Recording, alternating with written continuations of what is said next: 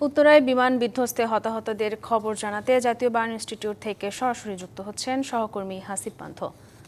হাসিব, বর্তমানে সেখানকার পরিস্থিতি কি দেখছেন, আর হাসপাতাল কর্তৃপক্ষের কাছ থেকে নতুন কোনো তথ্য জানতে পেরেছেন কিনা, মরদেহ হস্তান্তর এবং দগ্ধদের পরিচয় জানা গেছে কিনা সে সম্পর্কেও জানাবেন।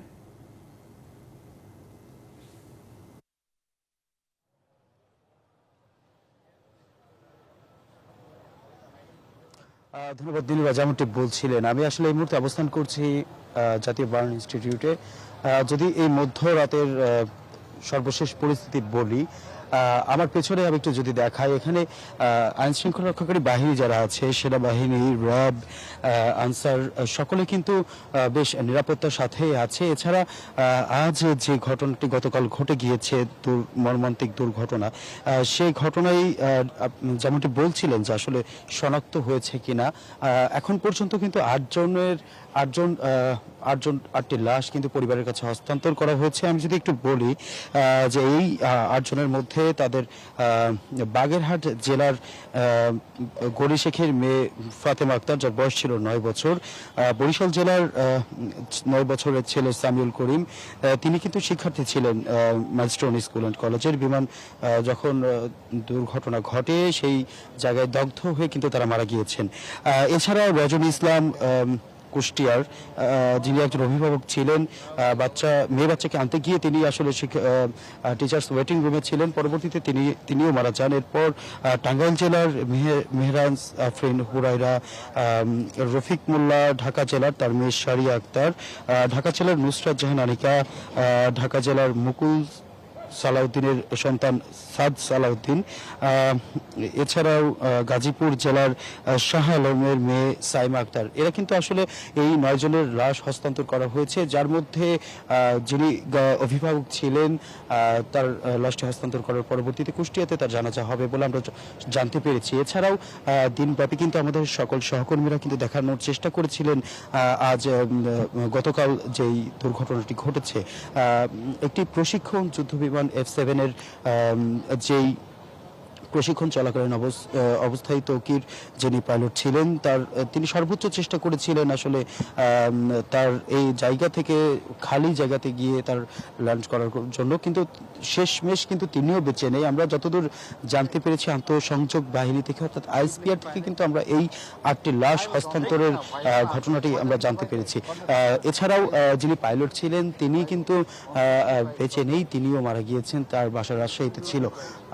আর যদি বলি, এখানে আসলে উৎসুক জনতা কিন্তু এখনো, অর্থাৎ প্রায় রাত 2টো বেজে গিয়েছে, এখনো কিন্তু তারা ভিড় করে আছে, যদিও তাদেরকে নিয়ন্ত্রণে আনার চেষ্টা করছে আইন শৃঙ্খলা রক্ষাকারী বাহিনী। সব মিলিয়ে যদি বলি যে থমথমে পরিবেশে আছে জাতীয় বার্ন এবং ঢাকা মেডিকেল, অর্থাৎ চানখারপুলের এই এলাকা। আজ গতকাল সারা দিনব্যাপী কিন্তু আসলে দুপুর 1টা নাগাদ কিন্তু একটি যুদ্ধ বিমান হঠাৎ বিধ্বস্ত হয়। তার কিছু বিধ্বস্ত অংশগুলো, অর্থাৎ যন্ত্রাংশগুলো কিন্তু আসলে পড়ে যায় মাইলস্টোন স্কুল অ্যান্ড কলেজের একটি ভবনের উপর। ভবনে থাকাকালীন শিক্ষার্থীরা আসলে যারা ছিলেন তার কিছুক্ষণ পরে অবশ্য তাদের স্কুল ছুটি হয়ে যাওয়ার কথা ছিল, তবে ছুটির ঘন্টা বাজার আগেই কিন্তু তাদের অনেকেরই জীবনের ঘন্টা বেজে গিয়েছে, যার জন্য আসলে আমরা দেখেছি কেঁদে উঠেছে আমাদের সারা দেশের মানুষ, কেঁদে উঠেছে আমাদের সকল সহকর্মীরা এই তথ্য সরবরাহ করতে গিয়ে।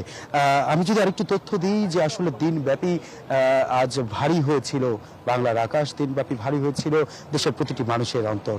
সব মিলিয়ে প্রতিটি মানুষই বলছিলেন আসলে বিমান ব্যবস্থার যন্ত্রাংশের ত্রুটির কথা, বলছিলেন এই আহাজারির কথা। এছাড়াও এখন পর্যন্ত যে উৎসুক জনতা, তারা কিন্তু এখনো ভিড় করে আছে। আসলে আমরা চেষ্টা করেছিলাম তাদের সাথে কথা বলার জন্য, তারা কিন্তু কথা বলতে চায়নি। অনেকে দেখতে এসেছেন, অনেকে পরিস্থিতি বুঝতে এসেছেন, অনেকে আগ্রহ নিয়ে দেখছেন বিষয়টি। তবে জাতীয় বার্ন ইনস্টিটিউটের সামনে যে জরুরি বিভাগটি রয়েছে, এখানে কিন্তু এখন থমথমে পরিবেশ। আমি যদি বলি আরো কিছুক্ষণ আগের কথা, অর্থাৎ যদি আমি গতকাল বিকালের কথা বলি, তখনও কিন্তু এখানে আসলে কানায় কানায় পরিপূর্ণ ছিল। একে আসছিল এক একটি লাশ এবং অ্যাম্বুলেন্স, যার দরুন কিন্তু আমরা বিভিন্ন গণমাধ্যমে দেখতে পেয়েছি। এছাড়াও কিন্তু আমি যদি আরেকটু বলি, তথ্য দিই যে আসলে এখানে র্যাব থেকে শুরু করে আনসার বাহিনী থেকে শুরু করে প্রত্যেকেই কিন্তু এখানে অবস্থান করছেন এবং সব মিলিয়ে বলতে গেলে আসলে এখানে যারা এখনো ভেতরে কিন্তু প্রায় অর্ধ শতাধিক ভর্তি অবস্থায় রয়েছে, যাদের চিকিৎসাধীন অবস্থায় তারা ভেতরে চিকিৎসা নিচ্ছে। সব মিলে কিন্তু আসলে বাংলাদেশে একটি আজকের দিনে, অর্থাৎ আজকে কিন্তু রাষ্ট্রীয় শোক ঘোষণা করা হয়েছে। এমনকি যারা চিকিৎসাধীন আছে তাদের যদি উন্নত চিকিৎসার দরকার হয়, তবে সেই ক্ষেত্রে সরকার কিন্তু আসলে তাদের উন্নত চিকিৎসার জন্য দেশের বাইরেও পাঠাবে বলে আমরা জানতে পেরেছিলাম। এছাড়াও যদি রাতের সর্বশেষ পরিস্থিতির কথা বলি, তবে এখানে কিন্তু আসলে অপেক্ষা করছে অনেকে, কিন্তু স্বজনের যারা স্বজন ছিল অনেকে এখনো কিন্তু অনেকে তাদের শনাক্ত করতে পারেনি। তবে অন্তর্বর্তী সরকার কিন্তু জানিয়েছেন এই পরিপত্রতে যে যাদেরকে শনাক্ত করা হয়নি তাদেরকে ডিএনএ নমুনা পরীক্ষার মাধ্যমে শনাক্ত করে তাদেরকে পরিবারের কাছে হস্তান্তর করা হবে। এবং সর্বশেষ আমি আবারও বলছি, 8 জনের লাশ কিন্তু এই পর্যন্ত শনাক্ত করা হয়েছে, যার মধ্যে কিন্তু আমরা দেখতে পেয়েছি ঢাকা জেলারই প্রায় 3 থেকে 4 জন, এমনকি ফাতেমা, সামিউল, রজনী, শারিয়া, নুসরাত জাহান, আনিকা, সাদ, সালাউদ্দিন, সাইমা, এরা কিন্তু সকলেই শিক্ষার্থী ছিল এই মাইলস্টোন স্কুল অ্যান্ড কলেজের। এবং যেই ভবনে আসলে ধসে পড়েছে সেখানে কিন্তু আসলে খুদে শিক্ষার্থীরা ছিল। এই ঘটনায় কিন্তু আসলে যেভাবে সাড়া দিয়েছে প্রত্যেকটি মানুষের অন্তরকে, সব মিলে কিন্তু আসলে যদি বলতে চাই যে মধ্যরাত হলেও এখনো কিন্তু কাঁদছে প্রতিটি মানুষের মন। আগামীকাল সকাল নাগাদ একটি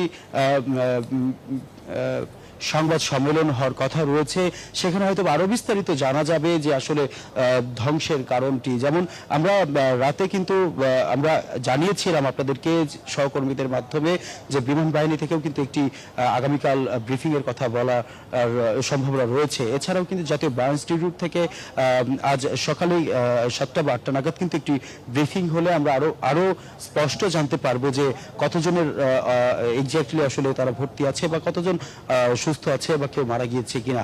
সব মিলিয়ে এই ছিল আমার কাছে সর্বশেষ জাতীয় বায়ো ইনস্টিটিউট থেকে। হাসিব পান্থ, ধন্যবাদ আপনাকে।